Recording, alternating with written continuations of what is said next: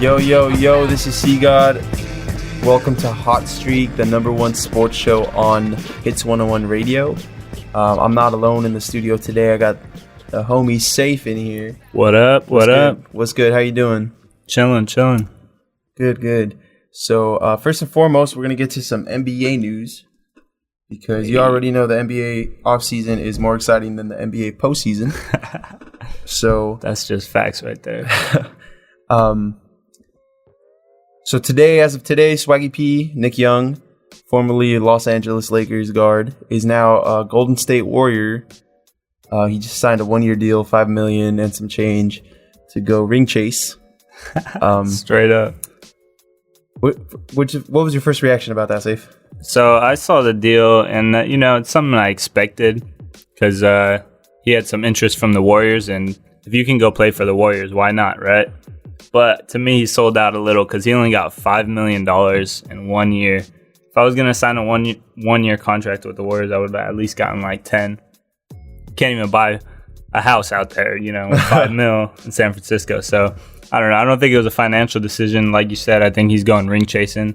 I think he's just trying to get that ring at whatever cost. And, he's trying to get on that super team. Pretty much. He's going to ride some coattails. That catch and shoot game is going to be tremendous, man. I seen, what was it? The top four. They have like the top four catch and shoot players in the league. Steph Curry's number one. First. Nick Young was number two, and then I think all three of them were in the top 10. It was KD. I think he came in at like number 4, and then Klay Thompson was 9th. Yeah, so that is just deadly from 3-point land. Like, we already knew the Warriors are just a different team when it comes to shooting threes. Yeah, but now they got another stretch player, another guy who can create space on the floor, create his own shot. He's trash at defense, but, they don't really need him for that. I was just going to say, last year on the Lakers, I think it was the best year he played defense. Yeah. And I mean... That's not saying much, though. Yeah, they won 20 games. So, obviously, defense isn't his strongest suit. But, I mean, he's going to run with the second team. I think they basically just plugged him in for Ian Clark's position. Oh, yeah. Ian Clark's not on the Warriors anymore, so... It's going to be awkward, though. We saw his tweet about... those 2016 Warrior fans don't know what they're talking about. He's going to have to deal with that, It's not going to be cool, but I think they'll welcome him just because of the shooting, just like every other team. Yeah. Miami also had some free agency news. Dion Waiters was re-signed. They actually kept him. They paid quite a bit of money for him. I think he's the second highest paid on the team now, behind Hassan Whiteside. He carried him last season, man. He really took a lot of shots, but he did. He definitely. I mean, the game against the Warriors, he shot a buzzer beater on him. Yeah. So Kevin Durant said if anyone's gonna do it, it was Dion Waiters. So, honestly, I think that was the only move that Miami could have made.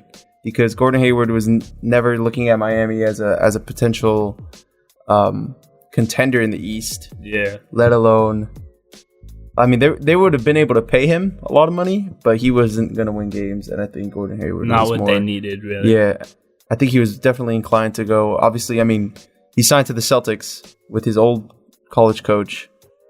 And Brad Stevens. Yeah, he signed with Brad Stevens, and they have like a chance to potentially beat the Cavs. And represent the Eastern Conference in the finals, but at the same time, no one is beating Golden State. Yeah, no one's beating the Warriors. None of these guys are. No move you're gonna make right now, unless LeBron and Paul George go to the Lakers right now. No one's beating the Warriors. Not this season. Not this season. Not 2017, 2018. How much did Dion Waiters get paid? Dion Waiters got paid. What was his deal? Dion Waiters contract. I think he got. Yeah, I don't think the numbers are out. He probably got too much, but yeah, they definitely had to overpay for him because he's a good player. He's a decent pro, but he hasn't been very consistent in his career. Yeah, I like his mentality though. Yeah, he's got that Mamba mentality. Even though he doesn't have the Mamba skill, he he had that quote. He was like, "I'd rather go 0 for 30 than 0 for 10 because at least I had the confidence to take 30 shots." That's not that that's comforting ridiculous. His deal is a 4-year deal, $52 million. That's not bad. Yeah, it's not worse. Yeah, they could have paid a lot more for him, honestly. Yeah. They could have just thrown money at him, but he stays for a decent price, and 4 years, I mean, 2 years into it, if he's not playing up to par, you could always just trade him. Yep. Because that's an asset that you could get rid of for, draft picks, another player, basically whatever you want. And there's the Heat, Miami's still looking to sign Tim Hardaway Jr., another potential scoring option at the 2 guard for them. He's already been on the Heat. Did he play on the Heat? Yeah, I think he was drafted by the Heat. I mean, his dad played for the Heat. No, he was actually drafted by the Knicks. Yeah. Yeah, you're right. The Lakers have also the Lakers have also been on the radar to sign Hardaway and Rondo, surprisingly. Yeah, Rondo's weird, man. I still have bad blood from 2010 when he was playing really good defense on us, in the championship. But see, at the same time, I could look at that and flip it and say, wow, he could be a potential mentor for the younger guards on the Lakers. Since they're all young guards. There's no veteran in that locker room per se, except for Luol Deng. But plus, he's great on defense, and the Lakers haven't really figured out what defense is yet. And definitely not. Rondo could help with that as long as he just takes a veteran role and doesn't try to be such a doesn't try to make it his team, because it's definitely not his team if he goes to LA. You could tell the team chemistry on the Heat when he played this season. They had those problems for calling out teammates in the media, just being outlandish. On the Bulls, right? Yeah, when they played with D-Wade and Jimmy Butler last season. Yeah. The Bulls probably in full rebuild mode. Oh, God, the Bulls are lost, man. You couldn't... there's a quote. It's, you can take a horse to water, but you can't make him drink it. That's the Bulls summed up in this summer's free agency. They gave away a top 20 player to rebuild. Come on, bro. Get him some pieces. Get him someone to play with. You got him Dwayne Wade, who's like 50 years old, and you got him Rajon Rondo, and he still went to the second round of the playoffs. Almost beat the they almost beat the Celtics until Rondo got hurt and couldn't play defense that they badly needed. And what'd they do? They traded him away, their best player. To me, the Bulls are just in lost mode. Yeah, there's been more trades this offseason than there has been just regular free agency signings. Just because I think the free agent class this year was not as deep. Definitely. There wasn't as much talent. Gordon Hayward. And who else was a free agent? Just Gordon Hayward was basically like... Yeah, when you got a white guy being the top free agent in the league, something's wrong. No, I'm just playing. No, but Gordon Hayward's a beast. I just think he'll do well under Brad Stevens, but he was underappreciated in Utah. And then the Celtics still trying to make some moves. They're trying to potentially get... I just heard a rumor. They're trying to potentially get Marc Gasol. Oh, that'd be solid. Marc Gasol, because they have Jay Crowder. They have a lot of wing players, and they have a lot of versatility right now on the roster. I always forget that they got Tatum. Oh, Jason Tatum. He is a beast. So Jason Tatum right now is killing it in the Summer League. And are we about to talk about Summer League right now? We could bring in some Summer League. All right, because I just saw Jason Tatum, his first 2 games in Summer League. The first game, he made a shot over Markelle Fultz, a game-winning shot. Yep. Clean. Good, solid he had start. a nice drive and bang out on the rim right there. Yeah, he's crazy. And then it's only Summer League, so it's not the NBA season yet, but this last game today, Wednesday, July 5th, was he had this sweet putback dunk that just really says a lot about him because, he's a hustler and he's a beast. Like, he just has so much floor presence. He knows what he's doing. He's kind of like you would think he was some seasoned player, not just some rookie. It's pretty solid. Yeah, he looks like a leader out there. Yeah. I actually saw this quote. He said that Kobe was his favorite player until he got drafted to the Celtics. No way. So now it's kind of like enemy number 1, Jason Tatum, because I got to be a little bit biased being a Laker fan. I got to be a little bit biased when it comes to those leprechauns. So racist leprechauns always shouting. Yeah, so I mean, like I was saying, they have Jay Crowder, they have Bradley Beal, and they have Bradley Beal? Or not Bradley Beal, Avery Bradley. Avery Bradley. Oh, he's a beast. He got snubbed, man. He did get snubbed. He got snubbed for that all defensive team. So apparently they're on the block. They're on the trading block. So Marc Gasol coming to the Celtics with Al Horford at the 4, Tatum playing 2, and Gordon Hayward playing 3, and Isaiah Thomas. See, with Avery Bradley leaving though, like Isaiah Thomas can't play defense. Yeah, you lose so much defense. So at the he's like 5'5". He's a leprechaun. You know what I mean? In my opinion, I think Isaiah Thomas is the most expendable player on that team. Yeah, honestly, I mean they won games without him in the playoffs. I'm not saying get rid of him, but I'm saying he's not figure out what his role is on the team. Yeah, he's not the face of your franchise. Definitely. Just because like you can't put the whole team on his back because he can't drive to the lane against the top flight teams in the Eastern Conference. Like LeBron put him down. The Cavs put them down. Not to mention he's such a liability that like whatever points he's scoring, you know the other team is just fighting right back. That's why he always has such close games. Yeah, they always got to sub him out and just have someone who can play defense after a while because, man, he is just. What do you expect him to do, anyways? You know, he's like 5 inches tall, so he's not gonna be a beast guard against any of these guards. I mean, the fact that he's just in the NBA is already an accomplishment enough because I mean, dude can ball, but he's just undersized, incredibly undersized. Very talented, just not naturally gifted, you know. More in the summer league, we got Markelle Fultz. Showing what he's got. His first game they played against the Celtics. His first game he didn't have a great shooting night, but you saw the little hesitation jump shot, and that was just a little glimpse of what you could see more to come. Because I mean, obviously he's the first overall draft pick. He has a lot of pressure, and apparently there's a rivalry stewing between the Ball family and the 76ers. Oh God. It's not even the Lakers and the 76ers. It's just the Ball family. It's just the Ball family. LeVar Ball, being the great dad that he is, supporting his kids to the fullest.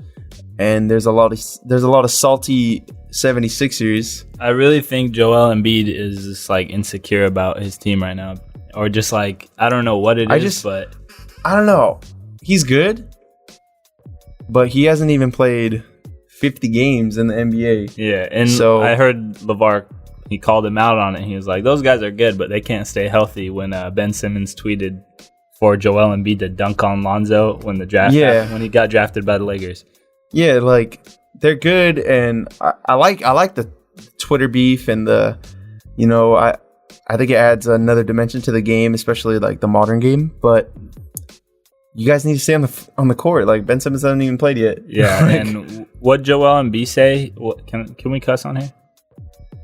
Okay, so Joel Embiid said, "Fuck LeVar Ball" on Instagram Live, not really caring about who saw it or what happened. But to me, it kind of does push the boundary a little bit because he never really said anything disrespectful. Yeah, and they never took it like that, you know? You're not even talking about basketball anymore. You're talking about someone's dad. Yeah. Another player's dad. And that's why I love LeVar Ball, because to me, he's the best thing that's happened in basketball. I feel like he's taking a lot of... Yeah, I think he's taking... I was thinking about it. I was like, is he adding pressure to Lonzo? Or is he taking pressure off of Lonzo by making the spotlight go on him? Yeah. Because at the same time, like, Lonzo has a lot of pressure... And Magic Johnson keeps saying he's going to break all these records. So, I mean, I'm eager to see Summer League. And I think it's good pressure. I think it's the pressure. It could be bad for someone else, but someone like Lonzo, who seems like he's a born leader, you know, he's dealt with pressure. He's always been probably the best kid on every team he's been on. That's probably so, true. You know, he's always had that pressure to lead the team, lead the pack. His dad seems like he's been like his trainer since, you know, he was birthed. So I think it's a good fit for Lonzo. I mean, he'll be good. That pressure don't really get to him. Yeah. So we're about to wrap up this first break, this first segment. Go to hotstreakpodcast.com and email if you agree or disagree with anything that we've talked about. We'd love the feedback, and we'd like to pick your brains on this. So yeah, go ahead and hit up that website, and we'll be right back. Enjoy. All right, y'all, we're back. This is the Hot Streak podcast on Hits 101 Radio. And up next, we got some NFL offseason turbulence, apparently, because NFL players are mad jealous that they didn't decide to pick up a basketball and dunk that shit because NBA player contracts are through the ceiling. I think it's Blake Griffin and Steph Curry combined. And one more person. Blake Griffin, Steph Curry, and who else just signed a contract? Paul George? No, it was I don't know, but it was 3 people. Yeah, it was 3. Kevin Durant? No. I don't know. It was 3 NBA players. 3 NBA players, Steph Curry and Blake Griffin. Mike Conley. Yeah, because he's the highest paid from last season. So those 3 are the highest paid NBA players right now, and their whole contracts, all their contracts put together are worth more than 32 NFL quarterback contracts. So Steph Curry's getting paid $40 million a year for the next 5 years. Yeah. For the next 5 years, he's getting paid $40 million a year, and the highest paid NFL quarterback is Derek Carr, and he's getting paid $25 million.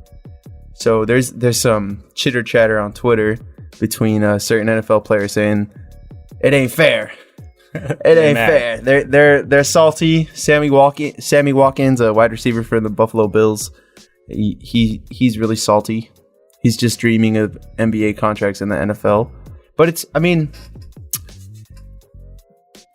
you can't pay NFL players that much because there's 53 men on the roster. There's so many injuries. The job security is like horrible in the NFL.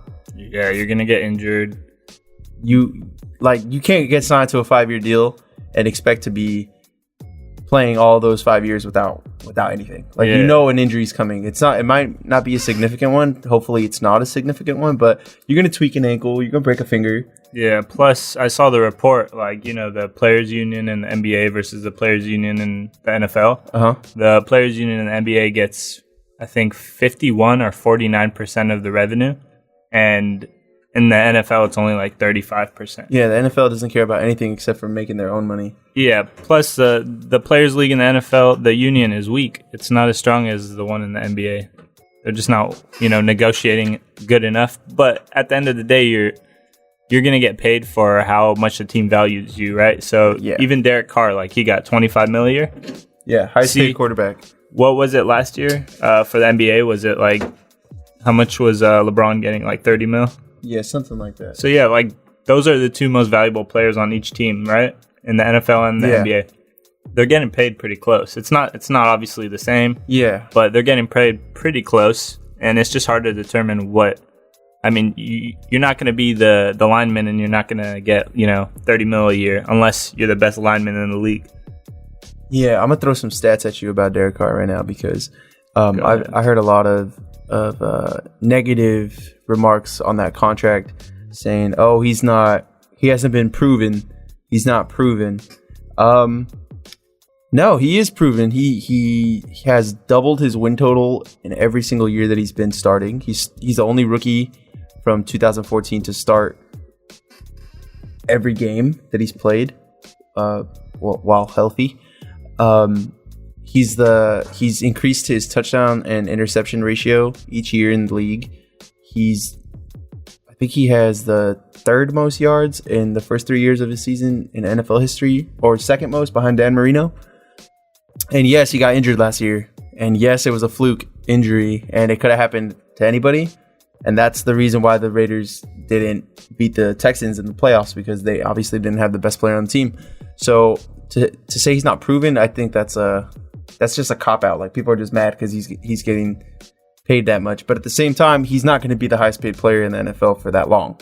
Yeah. Because then it'll be someone else next year. Yeah, the next year somebody is going to get paid a little bit over 25 million a year, and then it's just gonna keep growing. And Aaron Rodgers is definitely probably gonna get the last greatest, fattest contract. Hopefully. Yeah, because I mean, you got to pay the man everything, because he's literally dragging a third string team to the NFC Championship. See, that's one thing like I like Derek Carr. I'm a Green Bay fan. I'm a Packers fan. You know, Aaron Rodgers to me is the best quarterback ever. But I like Derek Carr just simply for the fact because he has so much potential to be like Aaron Rodgers. He throws bombs. You know, he can throw down the field. He can make big plays. He's a reliable quarterback. It's almost like they both have the shooter's touch. Yeah, but I can see a point where someone could say that he's not proven just because of the simple fact he hasn't played a playoff game. He hasn't proven himself in the postseason when it actually matters. But I don't think it was a bad idea because once he gets to play in the playoffs, he's going to be a beast, just like Aaron Rodgers. Yeah, because, I mean, last year too, he led the league in fourth quarter comebacks. And he led the league in, I think it was clutch perform. Yeah, he was voted clutch performer of the year last year. Yeah. So, I mean, the dude's got Mamba mentality. Yeah. That's all I gotta say. How long do you guys have him? It's a 5-year extension. Yeah, 5 years. He's definitely gonna be a beast. I'm a Raiders fan. So the Raiders been making some good moves recently. The upside, they're on the come up. They re-signed Khalil Mack. Not yet. That's gonna be next offseason. They're gonna pay that guy an arm and a leg too, because he's literally the most destructive lineman in the NFL. Season preview on this. So opening day for the NFL is September 7th. It's a Thursday night game between Kansas City and New England. I think that this season is going to be full of surprises. I don't think that... I think you could call division winners at this point based this is just a prediction. This is not set in stone, obviously. But I think you could call division winners, but at the same time, you have no idea what's going to happen with wild cards, no idea what's going to happen with injuries or anything like that. Yeah, we're weeks away. How many? Yeah, it's like 9 weeks. It's like 9 Sundays till September 10th, the opening weekend. One team I think is gonna, break out this year is the Bucks. Yes, Tampa Bay, right? Yeah, Tampa Bay is definitely. I think Jameis Winston is the right quarterback for that system. Yep, they're playing in the NFC South. So they're playing against the Panthers, the Dolphins, and... No, the Panthers, the Saints, and the Falcons. Yeah. I think that out of all those teams, they have the strongest... They added pieces, and they didn't really let go of pieces. Mm-hmm. They're pretty much... I think they're ahead of the Panthers when it comes to... Quarterback. Straight up quarterback. Who do the Panthers still have? They have... Cam Newton as quarterback. Oh, yeah. I mean the Jaguars. Sorry, the Jaguars, not the Panthers. No, yeah, the Panthers. The Panthers. I think that the Bucks are a little bit better than the Panthers on paper, based on defense and everything like that. And Mike Evans on the Bucks, that receiver. Yeah. Mike Evans really got some hands. Dude, he has a crazy story. Yeah. Have you seen his 60 minute? He has a crazy story. He had he came from the bottom. He came from the gutter. He went to Oklahoma. No, Texas A&M. Oh yeah, and I guess his uncle killed his dad because his dad was trying to attack his mom, and he had to basically deal with that and deal with his uncle after that. Wow. While accepting him for that. It's a crazy story, man. Just check it out on ESPN. Shout out to ESPN for those. Shout out to ESPN for all the sources. Bleacher Report. I think the most difficult division, if you were in this division, the most difficult division to come out on top would be the AFC West. AFC West. You say that because you're no, I don't say that. I look at every other team in the AFC West, and I see number 2 seed in the playoffs. I could see that happening easily for maybe not the Chargers, but the Chargers are they're getting better on defense, and they got. I mean, the AFC West has the most dominant pass rushers in the league. If you think True. about it, it has all those teams have dominant pass rushers. See, I want to say something good about the Packers and say that the NFC North is some crazy division, but all we have is the Lions, the Vikings, and the Bears, and those are the Bears are full rebuild. Lions are always a letdown. Yeah. Bears are in full rebuild. They've been in full rebuild mode to the 89 Bears or whatever. They got the Vikings are kind of good. like, I don't know what's going to happen. Once they lost Teddy Bridgewater, it kind of went downhill. Yeah, they were on the come up. They still have Bradford, right? They got Bradford. Yeah, but their season started well, 4-0, and then it just went downhill from there. So they have Bradford right now. No timetable on Teddy Bridgewater's return, but I don't think they're having him back. I heard reports that he's not coming back for a while, even if he does. Yeah, that's really bad because it was a freak injury, and I don't even know if he's walking. Yeah, he's a good player too. He didn't seem like a he was supposed to be out of the same class, out of the same draft class as Derek Carr. He was like the second quarterback in that draft class that was like putting up numbers. Well, their running game got better. They let go of AP. Adrian Peterson walked, but they got Delvin Cook from Florida State in this past draft, and they also signed free agent Latavius Murray came out of Oakland, had a nice career, and they just got to make sure that they could run block and pass block because that defense is pretty nice. True. In my opinion, for the toughest division, I think it's the NFC East. Just because you got the Cowboys, the Giants, the Eagles, they did solid last season to start, but then downhill, and the Redskins. Solid teams. I'm calling a sophomore slump for the Dallas Cowboys when it comes to Dak Prescott. Oh yeah, I'm calling a sophomore slump. I think they're good, dude. They're like a solid team. They have all the right pieces, but just they're young. So I feel like if they develop, they'll be good. But if no injury stops them, But Ezekiel Elliott, dude, that dude has some problems off the field. Dak Prescott's in hot water also. He's signing too many autographs, machine autographs or something. Oh, wow. So a lot of people are like, and then just July 5th. I'm not mad at that. I'm not mad at that. I'm not mad at that. Let me tell you why. You could get into way worse trouble, dude. These days, these guys sign so many autographs every day, right? Yeah. Whether most of the time, these guys are getting memorabilia and all this stuff to sign, and these guys are turning around and just selling it. Boom, boom, boom, making a quick buck. They'll hire kids to go up and get an autograph just so they can come back. That's true. They'll pay the kid money, and these guys want to be giving the autographs to fans and kids instead of people who are just using it for money. Yeah. Another Cowboy in the news. Their linebacker, young linebacker.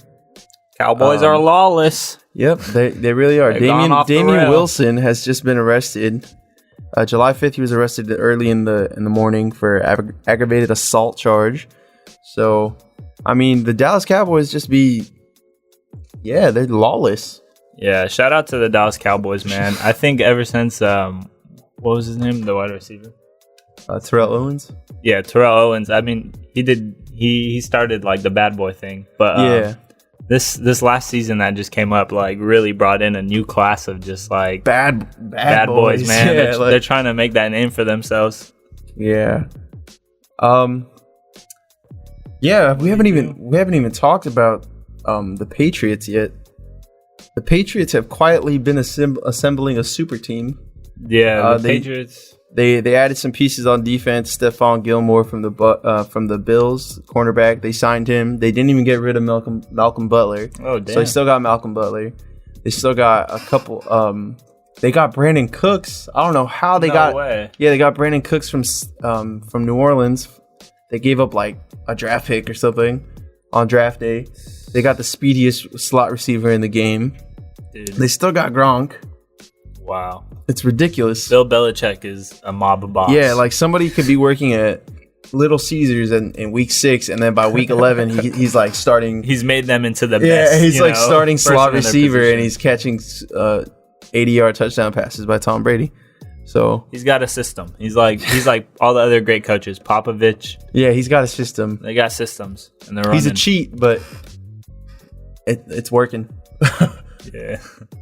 All right, that's enough football for now. let's enjoy some good music, and we'll be right back. All right, and we back. We back, baby. We back, and we about to talk about some loyalty. In a world full of disloyal people, we gonna talk about some loyalty. Kevin Durant, Disloyal, Hayward, disloyal, LeBron back when he was on the Cavs for the first time. disloyal. He about to leave again though, so it's all Lionel good. Messi. Lionel Messi, the definition of a one club man, just signed an extension for up until 2021. Look, he married his childhood sweetheart off the field. That's loyalty off the field. What'd he do on the field that was loyal, bro? On the field, he scored over 500 goals in La Liga with one team. He's won 5 Ballon d'Oros which is an all-time record. Goddamn. He's scored 91 goals in the calendar year, which is an all-time record. He has scored an insane amount of goals against Real Madrid. Let's just put that out there. We're gonna get to all you Madrid fans salty. And he's just staying. He said that he was on the brink of leaving. There's been speculation that he might leave Barcelona for Manchester City or even the MLS. But he put all those rumors to bed when he just extended his contract. And I think the most unbelievable part about this is there's a buyout clause, right? And his buyout clause was like 100 million euro before, and I think it just jumped up to like 275 million. God damn. So this man is basically a little. He's 5'8" and he's made of gold. So He's a fast leprechaun, man. yeah, he's a pulga. He's the flea.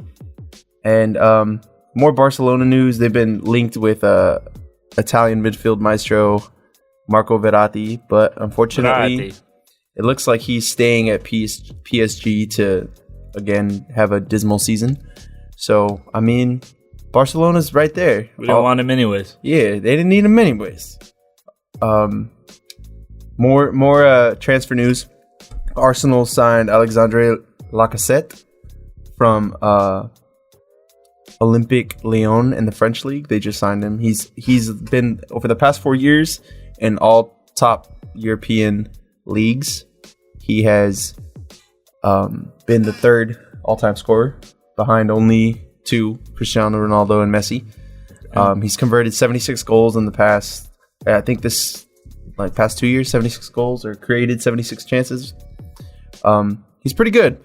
So that's a good signing for Arsenal. Team struggling to score goals in the past couple seasons. They have past couple seasons. they haven't won a Premier League. It's been a minute. They haven't won a Premier League since 2003. They've never won the Champions League, and the last trophy that they won was the FA Cup. Damn, they sound like the Knicks. Yeah, they're the Knicks, but they look good in red, so it's all good. The Knicks uniforms are trash. They have Alexis Sanchez still, right? Yeah. They still have Alexis Sanchez. They have Mesut Ozil, and they're looking to bring in. I heard rumors of Lenmar from Monaco and Riyad Mahrez from Leicester City. Oh yeah, the Algerian beast. Yeah, shout out to Algeria one time. So we'll see with Arsenal. I mean, they don't have to play Champions League this year. They're going to play Europa League, but hopefully they can win the league, the domestic premiership. So, we'll see. But yeah, what's good with the World Cup qualifiers? World Cup qualifying. Well, the Confederation Cup just ended. Germany beating Chile 1-0. That honestly, if you guys didn't see that game, that was a crazy game because it was neck and neck. Chile, if you know anything about international soccer, Chile right now was on the top of their game. Their third final in the last 3 years, third international final in the last 3 years, won the previous 2. But Germany came into the tournament as a favorite, even though they were playing with the younger team. They were playing with the B team. They had all their superstars on holiday, and they played with the more a youthful team, a less experienced team. And that just shows you how the system is. The system works great. If you're an international federation and you're trying to build a World Cup champion, you got to see what Germany has done in the past 10 years. They've made a perfect balance of youth and veterans They on the got team. that sauce. Yes. Germany got that sauce. Germany is a very talented country when it comes to soccer. They also won the under 21 Euro final, so they're dominating on different levels of competition, and it's exciting. At the same time, I don't know if they could repeat as World Cup champions because no one has ever done that. So That would be crazy. next summer is lining up to be a really good World Cup. It's going to be in Russia. It's going to be interesting. There's going to be a lot of good teams. And as far as World Cup qualifying goes, in the CONCACAF with Mexico, that's Mexico, the U.S., Panama, Central America teams. When is that? World Cup qualifying is like over the span of 3 years. And right now they're in the final stages of qualifying, and the U.S. is in the middle of the pack. Right. Mexico is the leader. They're probably going to pass us first. And if the U.S. passes as third or fourth, I believe on goal differential, they have to play a playoff. And they would have to play a playoff against another confederation's country. So it would be like they play against the Pacific region, which would be like New Zealand or Australia or Japan, depending on who's in the same boat as them. So there's still a tough road to climb in terms of the U.S. qualifying for the for the World Cup, but Mexico is almost already there, and I'm not too sure on how the European groups are doing right now. But there's going to be World Cup qualifiers in the fall, so we'll definitely see a Fecha FIFA. We'll see some international games. Do you think the United States needs to change their rules for in order for us to home grow some good World Cup teams? Because our youth competition isn't that good, is it? I feel like the U.S. within the next 10 years, if everything goes right, and because I think the U.S. has the most dominant athletes when it comes to every other sport. American athletes are dominant. We have Michael Phelps. We got LeBron Basketball. James. Yeah, we have amazing baseball players. I mean, the Dominicans probably got a little bit more juice, but Americans, Mike Trout, Aaron Judge, there's some baseball players. But as far as soccer, I think the U.S. national team has a lot of foreign influence when it comes to the national team. They have a lot of the country's full of immigrants, and there's a lot of first generation Americans on the U.S. national team. And I think the only way the U.S. gets better is if the MLS gets better. Because if the MLS has a steady youth movement and their teams are competing, they could be one of the bigger leagues based on just the U.S. The U.S. is so they could pour money into the sport, But we have restrictions that maybe some other countries don't. Our 16, 15-year-olds can't become pro. They have to wait till they're out of high school. That's the same thing in basketball. No, I was gonna say that's the same thing in Spain. The Spanish youth have to be their contract with the mother team has to be transferred to a different team so they could debut. Oh damn. Yeah, so it's at the same time, the U.S. has more. There's more college soccer. Yeah, and there's a draft in the MLS. When in other leagues in other countries, there's not. You just move up through the ranks of the youth academy and stuff. So I believe that the U.S. could overtake a lot of teams when it comes to international soccer, but it's just going to take a lot of time.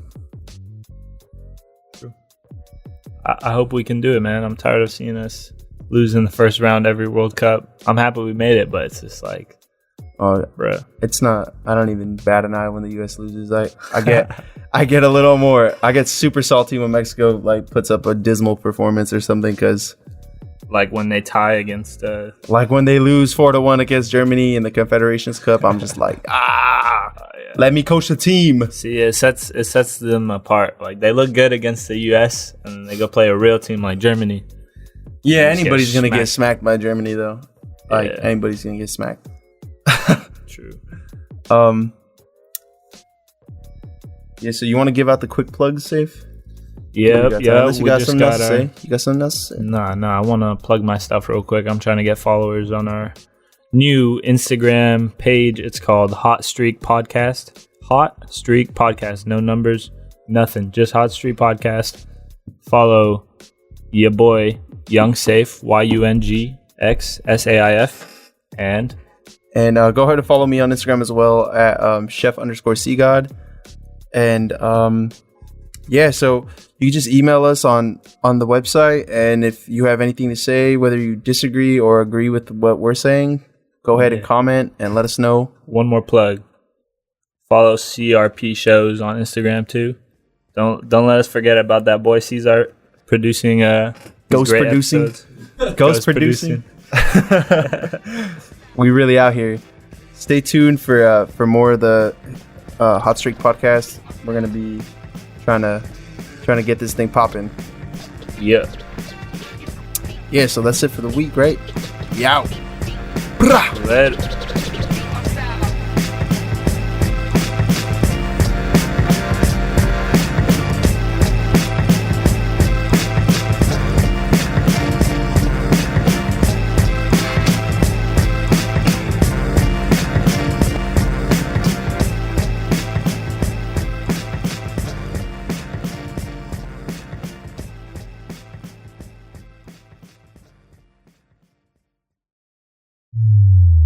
This was a Cesar Rodriguez production. Check out more at crpshows.com.